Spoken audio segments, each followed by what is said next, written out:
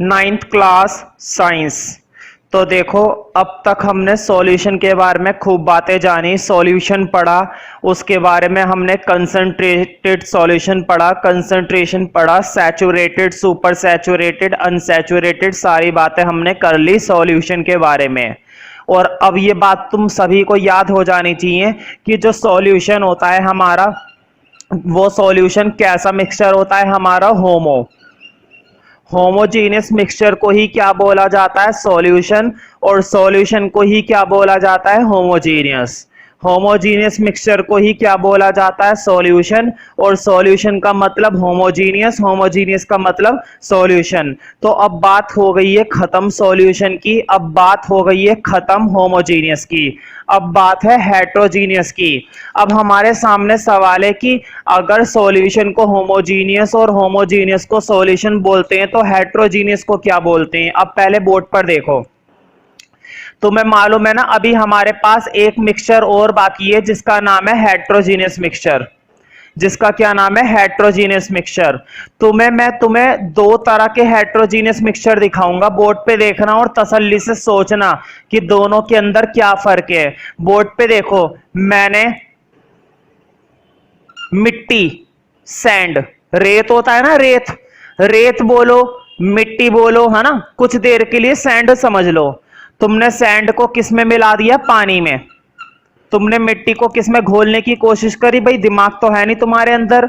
और क्या करोगे तुम, यूं नहीं कि गर्मी का टाइम है चीनी मिलाकर शरबत बनाकर पी ले, तुम्हारा दिमाग नहीं रहा है। तुमने क्या करा, तुमने पानी के अंदर चीनी मिलाने की बजाय, शरबत बनाने के बजाय पानी के अंदर क्या मिलाकर रख दी, मिट्टी। और उसे घोले चले जा रहे हो, घोले चले जा रहे हो।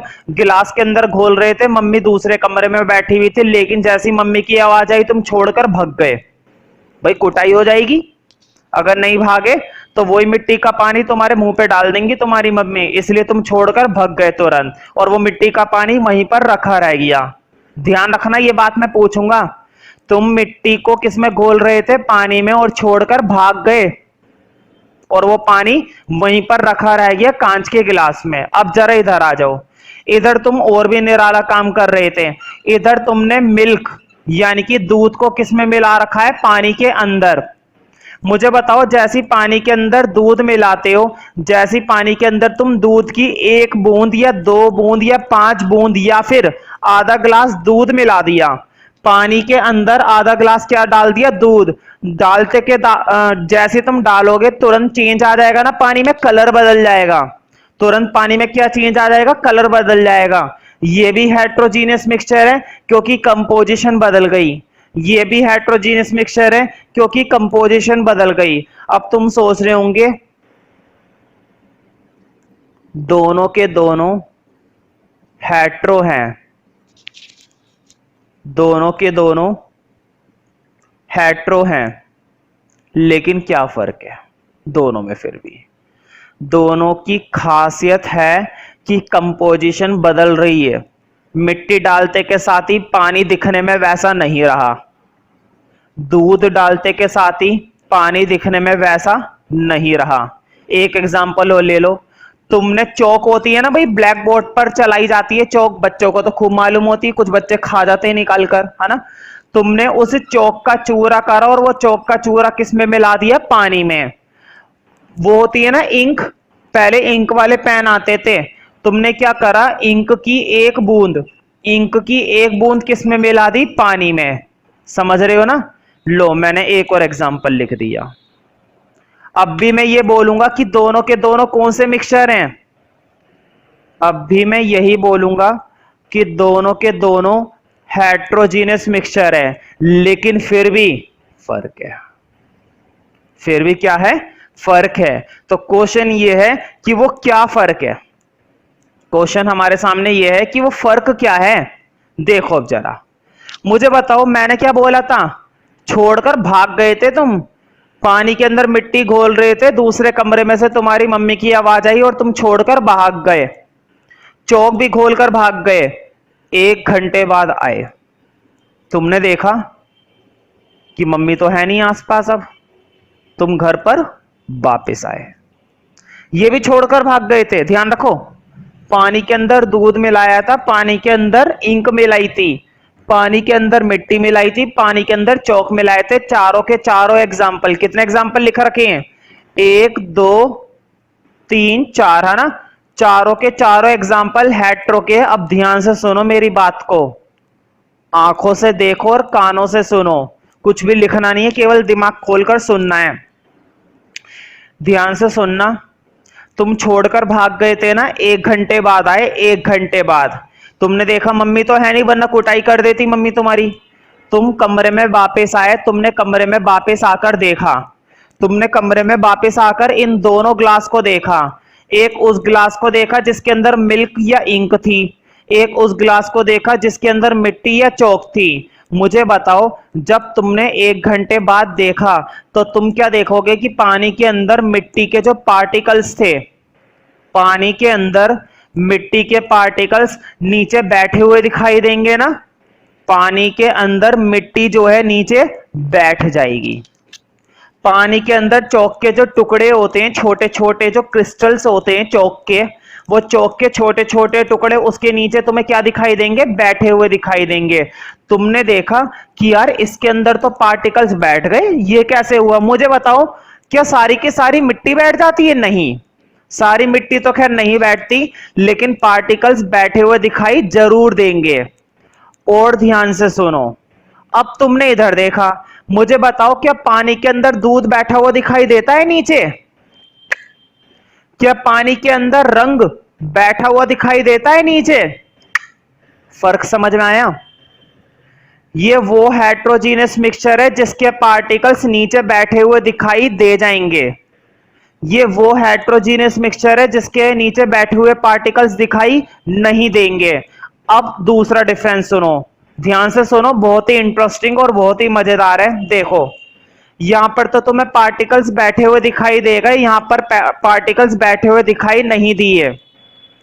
इसके अंदर मिट्टी के छोटे छोटे टुकड़े तुम्हें दिखाई देते हैं ना?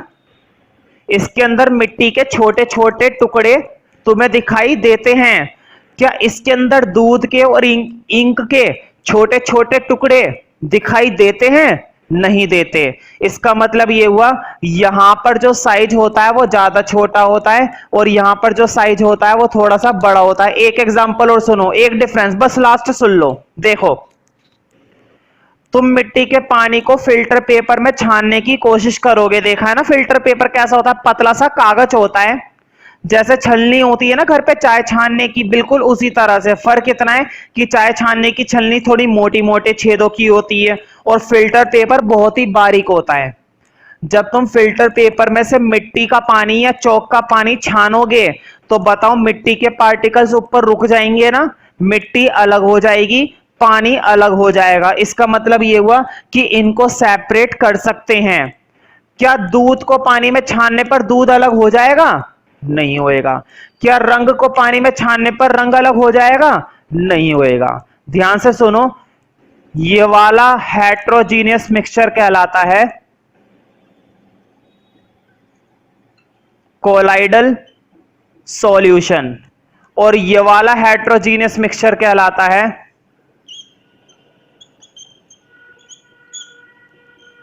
सस्पेंशन। ध्यान से सुनो मेरी बातों को, मैंने तुम्हें 4 एग्जाम्पल दिए, 2 एक टाइप के और 2 एक टाइप के। मैंने बोला कि जब तुम मिट्टी को छानने की कोशिश करोगे तो अलग अलग हो जाएंगे, लेकिन दूध को छानने की कोशिश करोगे अलग अलग नहीं होगा, अलग अलग नहीं होगा। यहां पे तुम्हें पार्टिकल्स दिखाई देते हैं, यहां पर तुम्हें पार्टिकल्स दिखाई नहीं देते हैं।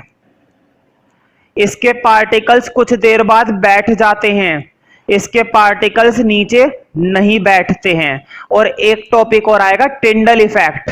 हालांकि मैंने थोड़ा बहुत बताया होगा टिंडल इफेक्ट, लेकिन ध्यान से सुनो, अब तुम्हारा मेन टॉपिक टिंडल इफेक्ट का बाद में आएगा, है ना? अब तुम समझ गए होंगे मुझे क्या हेडिंग डलवाना है। अब देखो, अभी मैंने कोई हेडिंग नहीं डलवाया है, अब आज के लिए हेडिंग डालो। सबसे पहले यही डालना है, सबसे पहले पढ़ेंगे सस्पेंशन। सबसे पहले क्या पढ़ेंगे? सस्पेंशन। तो पहले सस्पेंशन की एक छोटी सी डेफिनेशन लिखनी है। मुझे बताओ, बोर्ड पे देखो जरा, 2 मिनट के लिए देखो, बस ज्यादा समय नहीं लूंगा तुम लोगों का, मुझे माफ कर दो, बस एक बार और देख लो। देखो, सस्पेंशन भी कौन सा मिक्सचर होता है? हेट्रोजीनियस। कोलाइडल भी कौन सा मिक्सचर होता है? हेट्रोजीनियस। क्वेश्चन ये है कि ये भी हेट्रोजीनियस, ये भी हेट्रोजीनियस, तो दोनों के अंदर फर्क क्या है? तो देखो, दोनों के अंदर फर्क ये है कि इसके पार्टिकल्स दिखाई देते हैं और इसके पार्टिकल्स हमें दिखाई नहीं देते। इसके पार्टिकल्स कुछ देर बाद मिट्टी के पार्टिकल्स बैठ जाते हैं, लेकिन कोलाइडल के नहीं बैठते हैं। इसके पार्टिकल्स को फिल्टर पेपर से निकाला जा सकता है, इसके पार्टिकल्स को फिल्टर पेपर से नहीं निकाला जा सकता। ठीक है, इसके पार्टिकल्स बहुत छोटे होते हैं, इसके पार्टिकल्स इतने बड़े होते हैं कि बिना माइक्रोस्कोप के देख सकते हैं। बताओ, मिट्टी के पार्टिकल्स देखने के लिए क्या तुम्हें माइक्रोस्कोप चाहिए? नहीं। क्या चौक के टुकड़े देखने के लिए पानी के अंदर तुम्हें माइक्रोस्कोप चाहिए? नहीं। रेत मिलाने के बाद रेत देखने के लिए माइक्रोस्कोप चाहिए? नहीं। यहां पर दिखाई देते हैं विदाउट माइक्रोस्कोप, लेकिन यहां नहीं दिखाई देते। ठीक है, अब लिखो suspension. A suspension is a heterogeneous mixture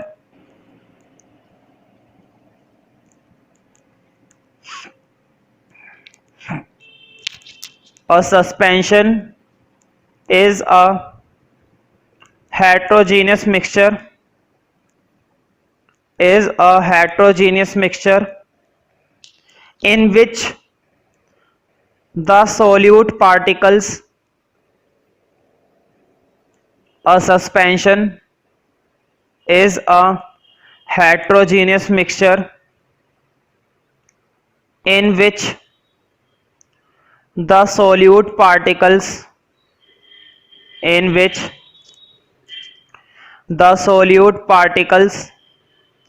do not dissolve। तो बताओ, मिट्टी पूरी तरह से घुली कहां पाई है? कुछ देर तक घुली रही, बाद में नीचे बैठ गई। चौक भी कुछ देर तक घुलती रही, बाद में नीचे बैठ गई। अ suspension is a heterogeneous mixture in which the solute particles do not dissolve। solute particles do not dissolve। solute particles do not dissolve, है ना? डिजोल्व नहीं होते, बल्कि नीचे बैठ जाते हैं। हाँ, सामने नहीं बैठेंगे, कम से कम 15-20 मिनट के लिए छोड़ दो तब बैठते हैं, ये नहीं कि सामने बैठ जाएंगे। तुम्हारे से डरते हैं ना, तुम दूसरे कमरे में चले जाओ, फिर देखो वो बैठते हैं कैसे। लिखो डिजोल्व। बट लिखो, but settle down. Settle down का मतलब होता है नीचे बैठ जाना। कहां पर बैठ जाते हैं? नीचे। तुम्हारी तरह नहीं है चेयर पे बैठते हैं, फर्श पर ही बैठ जाते हैं। But settle down in the mixture. But settle down in the mixture. तो मिक्सचर में वो नीचे ही बैठ जाते हैं।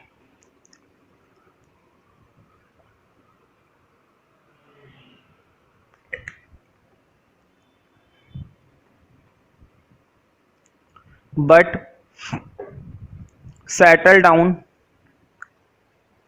In the mixture.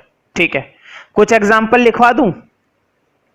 लिखो, for example, soil in water. मिट्टी को पानी में घोलना और फिर उसको पी जाओ, है ना? गलती मत करना, पीने की मजाक कर रहा हूं। लिखो, for example, soil in water, comma, Chowk in water, है ना? चौक को घोलना। चौक को साबुत मत डाल देना, पहले चौक के छोटे छोटे टुकड़े कर लो, पीस लो उसे, फिर घोलो। चौक इन वाटर, एटसेट्रा कर लेना, एटसेट्रा कर लो। अब इसकी पढ़ेंगे कुछ प्रॉपर्टीज। किसकी? सस्पेंशन की। तो एक सब हेडिंग बना दो, डॉट बना के लिखो प्रॉपर्टीज। लिखो नंबर 1, फर्स्ट प्रॉपर्टी, देखो सबसे पहली प्रॉपर्टी तो यही है। बताओ सस्पेंशन कौन सा मिक्सचर होता है, होमोजीनियस या हेट्रोजीनियस? हेट्रोजीनियस। क्यों? क्योंकि होमोजीनियस को तो क्या बोलते हैं, सॉल्यूशन बोलते हैं, सस्पेंशन को हेट्रोजीनियस बोलते हैं। तो लिखो first property, suspension is a heterogeneous mixture.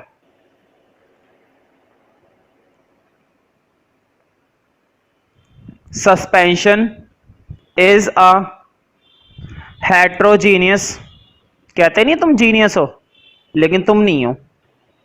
Suspension is a heterogeneous mixture. कैसा मिक्सचर है?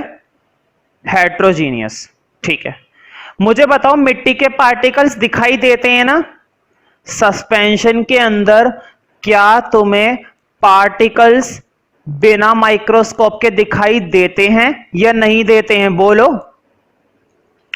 नहीं बोलोगे? बोलो, सस्पेंशन के अंदर पार्टिकल्स दिखाई देते हैं या नहीं देते हैं? देते हैं ना।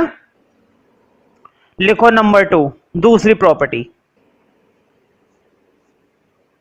नंबर 2 में लिखो, the particles of suspension can be seen bye,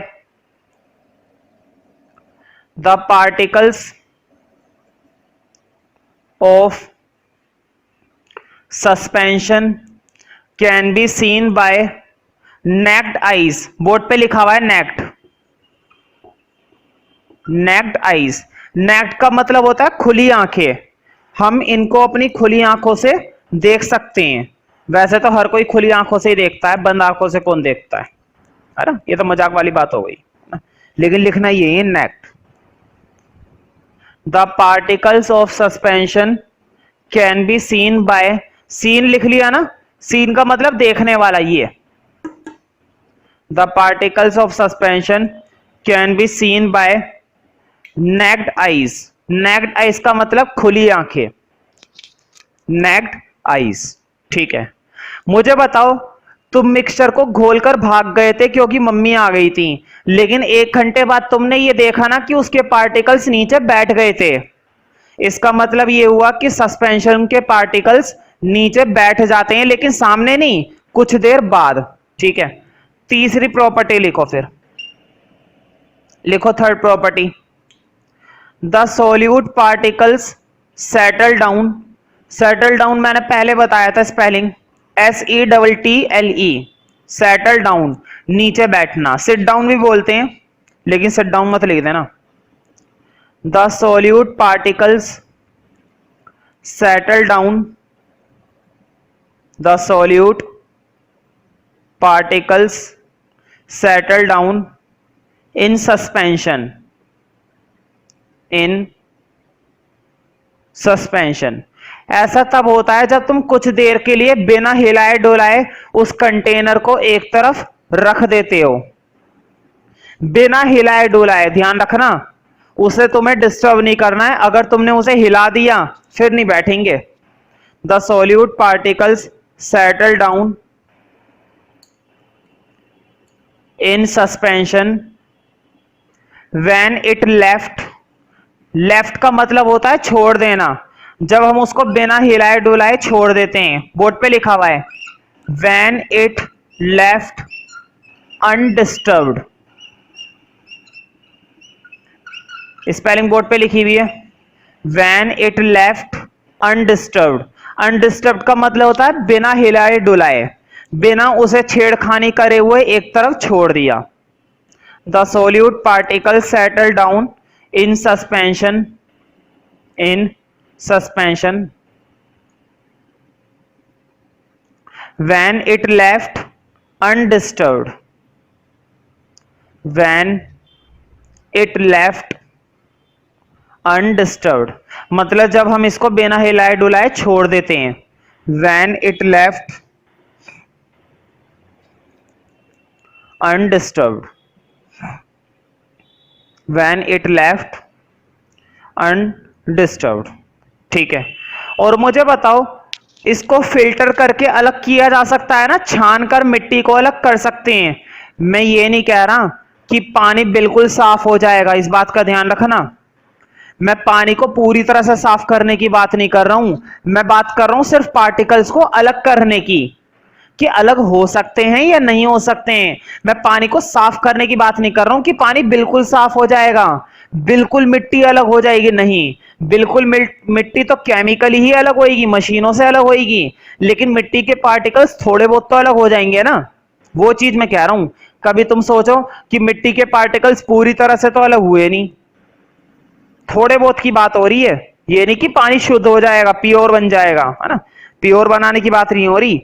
अगर ऐसे ही हर कोई प्योर बना लेता घर पे छान छान कर, तो फिर तो बात ही काय की है ना।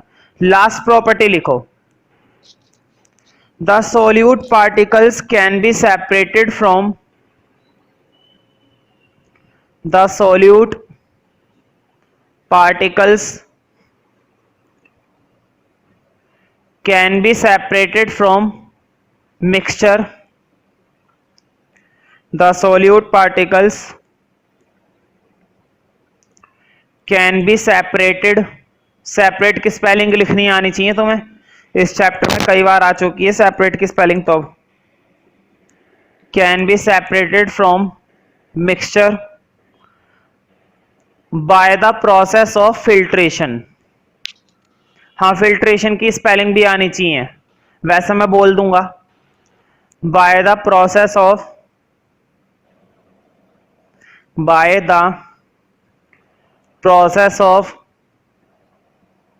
फिल्ट्रेशन, FILTER,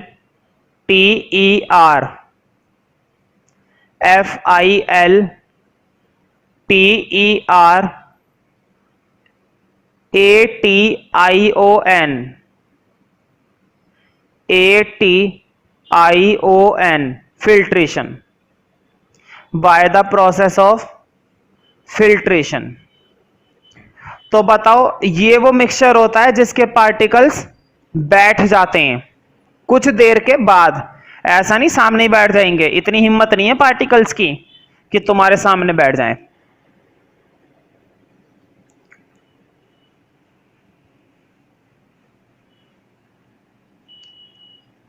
अब तुम्हें मालूम है हेट्रो का दूसरा बचा है।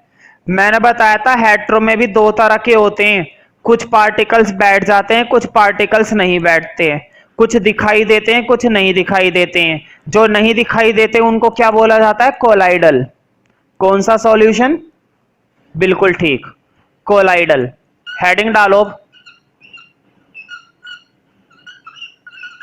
Colloidal solution.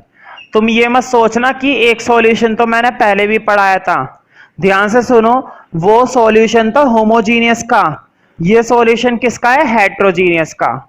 वो होमोजीनियस मिक्सचर से बनता है, ये हेट्रोजीनियस मिक्सचर से बनता है, ठीक है। तो पहले तो डेफिनेशन लिखना, लिखो नंबर 1 पॉइंट में इसकी एक छोटी सी डेफिनेशन लिखो, मतलब कि कोलाइडल सॉल्यूशन कहते किसे हैं वो लिखना है। मुझे बताओ, कोलाइडल के पार्टिकल्स दिखाई देते हैं? कभी पानी के अंदर दूध के पीसेस देखे? नहीं। क्या पानी के अंदर कभी भी रंग के टुकड़े देखे? नहीं। इसके पार्टिकल्स सस्पेंशन से भी ज्यादा छोटे होते हैं। मुझे बताओ, मिट्टी के पार्टिकल्स तो दिखाई दे रहे थे ना, लेकिन कोलाइडल में नहीं दिखाई देते, क्योंकि कोलाइडल के पार्टिकल्स और भी ज्यादा छोटे होते हैं, ठीक है। तो लिखो कोलाइडल के लिए, a colloidal solution is a heterogeneous mixture. A colloidal solution is a heterogeneous mixture, is a heterogeneous mixture in which size of particles, इनका साइज किससे छोटा होता है? सस्पेंशन से। लिख लो, इन विच साइज ऑफ पार्टिकल्स कितना होता है वो मैं भी लिखवा दूंगा, पहले ये लिख लो किससे छोटा होता है। In which size of particles is relatively, board पे लिखा हुआ है रिलेटिवली,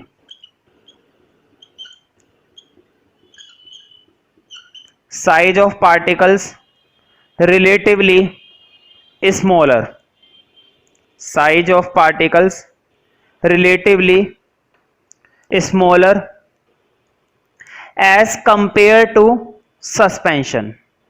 किसके कंपेयर के मुकाबले? सस्पेंशन के। सस्पेंशन के मुकाबले कोलाइडल के पार्टिकल्स छोटे होते हैं, सस्पेंशन के तो दिखाई दे जाते हैं, इसके तो दिखाई भी नहीं देते। In which size of particles is relatively smaller as compare to suspension, as compare to suspension. अब कुछ एग्जाम्पल लिख लो। लिखो for example milk in water. Milk होता है ना भाई, दूध पिया होगा तुमने कभी जिंदगी में। मिल्क इन वाटर कॉमा, एक और क्या लिखवाया था मैंने? इंक वाला लिखवाया था ना। Milk in water comma ink, INK, ink. Ink in water, milk in water comma ink in water, ink मिलाना, ink in water comma jelly. Jelly होती है ना, गाड़ी गाड़ी जेली लेकर आओ बाजार से और उस जेली को पानी में घोल दो, उस जेली को पानी में घोल दो, पूरी तरह से घुल जाएगी, लेकिन फिर भी उसके पार्टिकल्स तुम्हें दिखाई नहीं देंगे, रंग बदल जाएगा पूरे पानी का। Milk in water comma ink in water comma jelly in water, jelly होती है ना, jelly in water comma oil in water, oil तेल। बताओ क्या कभी तेल घुल पाता है पानी में? नहीं घुल पाता ना। ऑयल इन वाटर, खूब कोशिश करो नहीं घुल पाएगा। ऑयल इन वाटर, ये भी इसी का एग्जांपल है हेट्रो का। ऑयल इन वाटर, ठीक है। हाँ, मैं तुम्हें साइज लिखवा देता हूं कि आखिर इनके पार्टिकल का साइज होता कितना है। तो साइज है ना, नोट में लिख लो। लिखो नोट के अंदर, लिखो साइज बिटवीन, इनका साइज होता है 1 नैनोमीटर टू 100 नैनोमीटर। 1 नैनोमीटर से लेकर 100 नैनोमीटर तक का साइज होता है। मैंने तुम्हें पहले ही बता दिया था, जैसे मीटर होता है, सेंटीमीटर होता है, मिलीमीटर होता है, उसी तरह से ये भी एक यूनिट होती है नैनोमीटर, बहुत छोटी यूनिट होती है।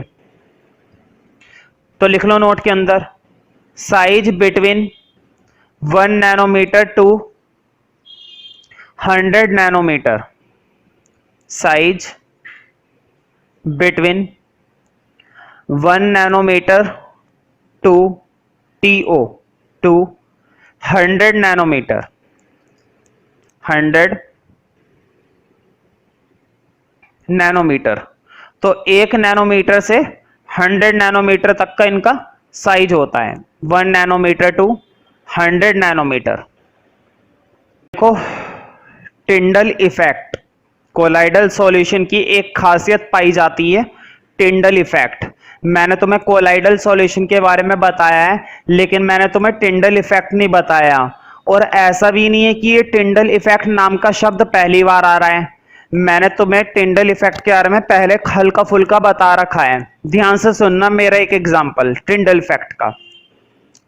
अगर तुमने उस एग्जाम्पल को सुन लिया और समझ लिया, समझो सब कुछ आ गया। तुमने देखा होगा सुबह का समय होता है, 10-11 बजे का टाइम होता है।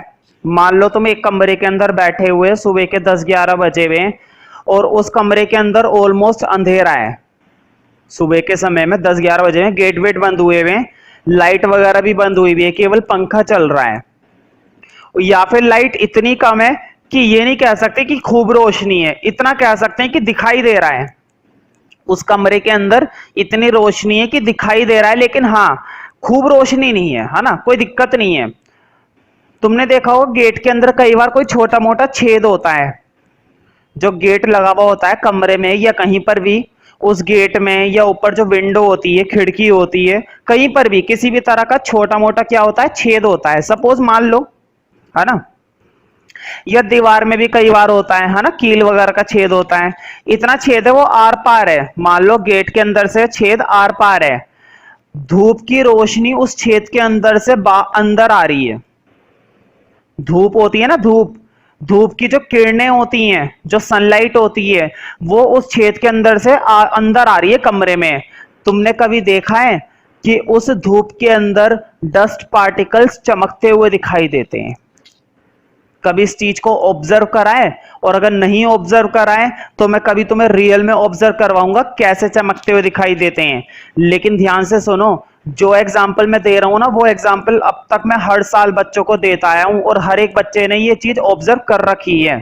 तुम लोगों ने भी कर रखी होगी, हो सकता है तुम में से किसी एक आध ने ऑब्जर्व ना करी हो, ठीक है, लेकिन ये चीज हर कोई ऑब्जर्व कर लेता है।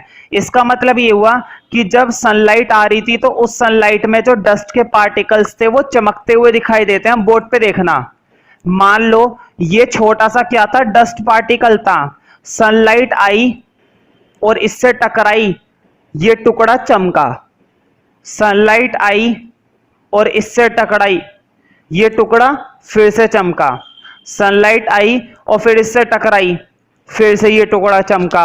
ये जो सनलाइट इससे टकराती है और टकराने के बाद बिखर जाती है, ध्यान से सुनो मैंने क्या शब्द बोला, बिखर जाती है। सनलाइट इस पर आती है, टकराती है और बिखर जाती है। सनलाइट का ये बिखर जाना कहलाता है, स्पेलिंग में देख लेता हूं एक बार, सनलाइट का ये बिखर जाना कहलाता है स्कैटरिंग। स्कैटरिंग का मतलब होता है बिखर जाना, अलग अलग डायरेक्शन में टूट जाना, अलग अलग डायरेक्शन में फैल जाना। तो वो सनलाइट के अंदर वो डस्ट के पार्टिकल्स इसलिए चमकते हुए दिखाई देते हैं स्कैटरिंग की वजह से। और ये जो स्कैटरिंग हो रही है ना, इसी स्कैटरिंग को बोला जाता है टिंडल इफेक्ट। अब तुम सोच रहे होंगे मैं ये फिजिक्स की बातें केमिस्ट्री में क्यों करने लगा, है ना, है ये टॉपिक फिजिक्स का, टिंडल इफेक्ट जो है फिजिक्स का टॉपिक है, लेकिन मैं केमिस्ट्री के अंदर क्यों कर रहा हूं, क्वेश्चन ये है, ठीक है। अब मैं तुम्हें बताता हूं क्यों कर रहा हूं। अब मुझे बताओ कौन सा सॉल्यूशन चल रहा है, कोलाइडल, कौन सा सॉल्यूशन चल रहा है, कोलाइडल। कोलाइडल का एक एग्जांपल ले लेते हैं, वही वाला एग्जांपल ले लेते हैं जो दिया था, दूध वाला, है ना। मुझे बताओ कंटेनर के अंदर वही पानी में क्या भरा हुआ है, दूध, मतलब कि दूध और पानी से मिला हुआ ये सॉल्यूशन भरा हुआ है, कोलाइडल सॉल्यूशन भरा पड़ा है यहां तक, ठीक है।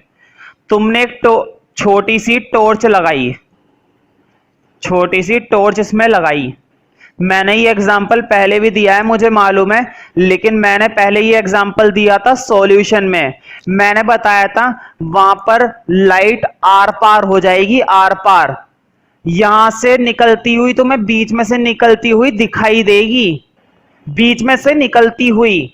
लेकिन कोलाइडल में ऐसा नहीं होता है। देखो कोलाइडल में क्या होगा, कोलाइडल में तुम टॉर्च लगाओगे ना, घर पे करके देख सकते हो, पानी में दूध घोल लेना थोड़ा सा, मान लो एक बड़ा कंटेनर ले लेना और उसके अंदर आधा कप दूध मिला देना, एक कप मिला देना, थोड़ा सा वेस्ट तो करना पड़ेगा भाई, और दूध मिलाने के बाद टॉर्च लगाना, तो मैंने टॉर्च की रोशनी बीच में नहीं दिखाई देगी, यहां पर दिखाई देगी और यहां पर दिखाई देगी। ये कमाल का जादू है। इसका मतलब ये हुआ, बोर्ड पे देखो, टॉर्च की रोशनी आगे पार हो गई, स्कैटर हो गई। स्कैटर का मतलब होता है बिखर जाना, टूट जाना। तो देखो लाइट की जो रोशनी आ रही थी, टॉर्च से जो लाइट निकल रही थी, वो लाइट तुम्हें बीच में दिखाई नहीं देगी, वो सीधा कहां दिखाई देगी, आगे। इसका मतलब ये हुआ कि कोलाइडल के अंदर टिंडल इफेक्ट होता है।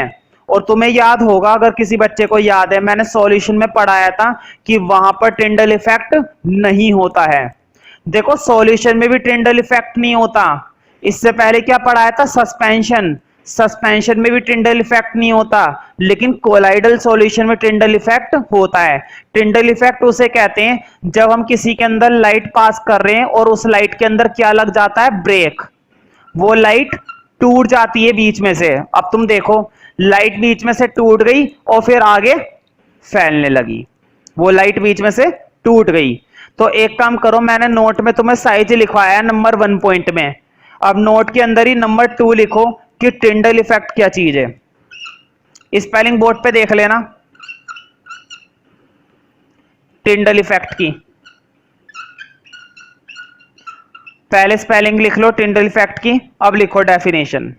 तो देखो टिंडल इफेक्ट का मतलब क्या है?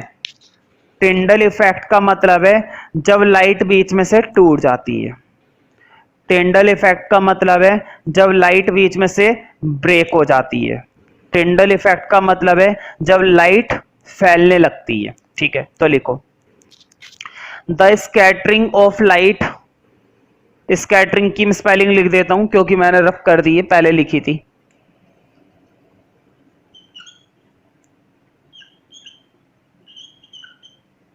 The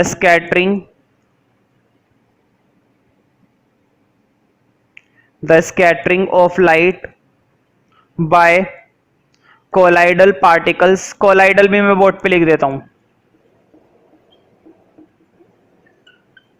colloidal by colloidal particles is called Tyndall effect. तो पेपर में आ चुका है कई बार कि टिंडल इफेक्ट किस में पाया जाता है? सॉल्यूशन में पाया जाता है, सस्पेंशन में पाया जाता है, या कोलाइडल सॉल्यूशन में पाया जाता है? तो तुम्हें बताना है कोलाइडल सॉल्यूशन में पाया जाता है। ठीक है, ये बिल्कुल नई प्रॉपर्टी निकल कर आई है ना टिंडल इफेक्ट की, अभी तक नहीं आई थी किसी में भी, कोलाइडल में आती है। तो ध्यान रखना कोलाइडल की सबसे मेन खासियत यही है कि वो क्या शो करता है? Tyndall effect. उसके अंदर क्या शो किया जाता है? Tyndall effect. ठीक है, the scattering of light by colloidal particles. तुम घर पे करके देखना, जब तुम इस साइड टॉर्च रखोगे ना तो तुम्हें बीच में लाइट नहीं दिखाई देगी, लेकिन दूसरी साइड लाइट दिखाई देगी। ये तो जादू वाली बात है बिल्कुल, बीच में से लाइट टूट जाती है और आर पार दिखाई देती है। The scattering of light by colloidal particles is called Tyndall effect, is called Tyndall effect. अब नंबर 3 में लिखो, नोट में ही चल रहा है। नोट में मैंने अब तक नंबर 1 पॉइंट लिखवाया, नंबर 2 पॉइंट लिखवाया, अब लिखो नंबर 3। हाँ, 3 में ये लिखना है कि सस्पेंशन के अंदर टिंडल इफेक्ट नहीं होता है, कोलाइडल में होता है। तो लिखो suspension does not shown, shown board पर लिखा हुआ है, suspension does not shown. Shown का मतलब होता है दिखाना, सस्पेंशन में नहीं दिखता है, कोलाइडल में दिखता है। Suspension does not shown Tyndall effect, suspension does not shown Tyndall effect, does not shown Tyndall effect. लिखो but colloidal shown Tyndall effect, लेकिन कोलाइडल में दिखता है। कोई सा भी कोलाइडल हो, दूध का पानी में, इंक का पानी में, कॉपर सल्फेट का पानी में, कुछ भी ले लो, लेकिन कोलाइडल होना चाहिए, कोलाइडल होना चाहिए तभी दिखेगा। लिखो but colloidal solution shows Tyndall effect, colloidal solution shows Tyndall effect. कौन सा इफेक्ट? Tyndall effect. टिंडे मत लिख देना, कभी खाने की लगी रहे तुम्हें हर समय, टिंडल टिंडे नहीं लिखने।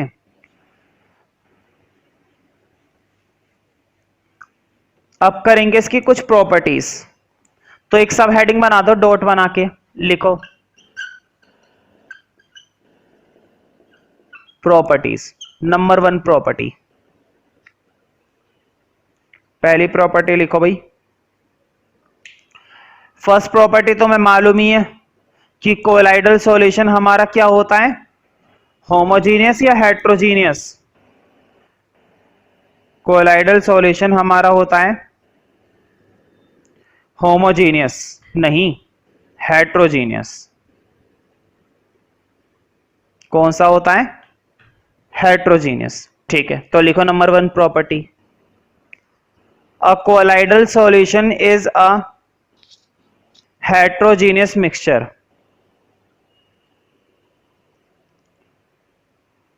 a colloidal solution is a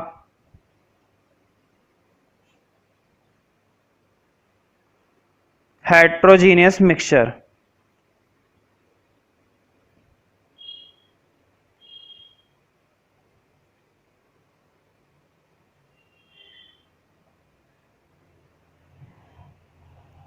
heterogeneous mixture. Second point लिखो, मतलब दूसरी प्रॉपर्टी। तो बताओ, इसके पार्टिकल्स को देखा नहीं जा सकता ना, पानी के अंदर दूध के टुकड़े दिखाई नहीं देंगे, पानी के अंदर इंक के पीसेस दिखाई नहीं देंगे, है ना, बहुत छोटे होते हैं। लेकिन सस्पेंशन में हम मिट्टी के पार्टिकल्स देख सकते हैं। फिलहाल हम बात कर रहे हैं कोलाइडल की, तो लिखो नंबर 2 में, the size of particles of colloidal solution, the size of particles of colloidal solution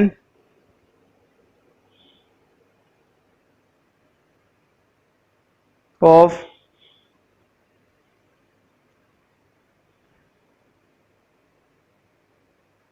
colloidal solution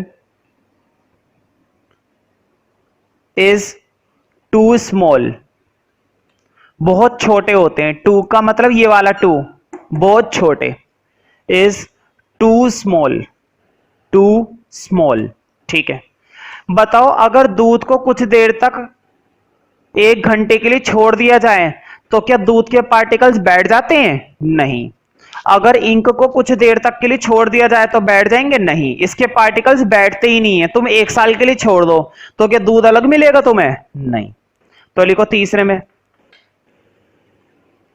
they do not settle down, they do not settle down when it left undisturbed। ये वाली line पहले भी आई थी, they do not settle down, ये नहीं बैठते हैं, they do not settle down when it left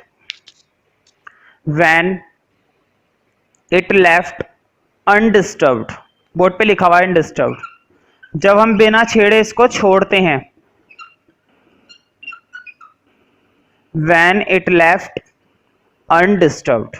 ठीक है, तो देखो, दूध से घी निकालना, दूध से मक्खन निकालना, क्रीम निकालना, ये हम घर में नहीं कर सकते ना, लेकिन कर तो सकते हैं, घर में नहीं कर सकते। इस प्रोसेस का ना एक नाम होता है, मैं तुम्हें उस प्रोसेस का नाम बताता हूं।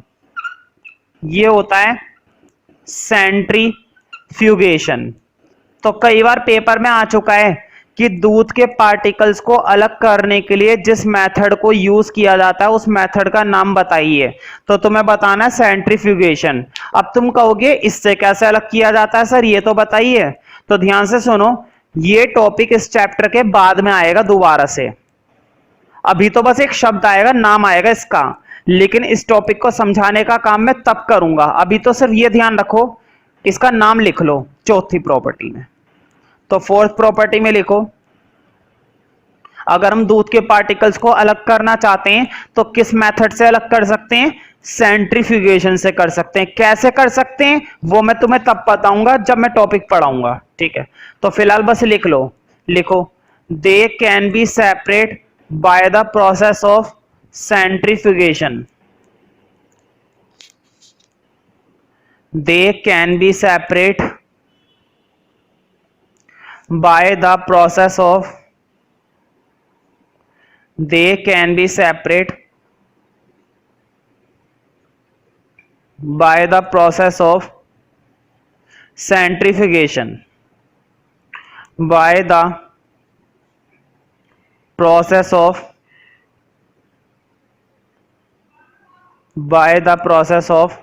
centrifugation, by the process of centrifugation.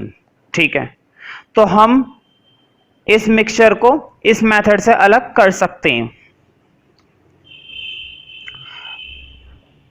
तो देखो, अब तक चैप्टर के अंदर हमने कई सारे मिक्सचर पढ़े और उन मिक्सचर को किस किस नाम से जाना जाता है वो पढ़ा। हमने सॉल्यूशन पढ़ा, सस्पेंशन पढ़ा, कोलाइडल सॉल्यूशन पढ़ा। अभी तक हम चीजों को क्या कर रहे थे? मिक्स कर रहे थे। इसको मिक्स करते थे, उसको मिक्स करते थे। अब चैप्टर अलग डायरेक्शन में चलेगा।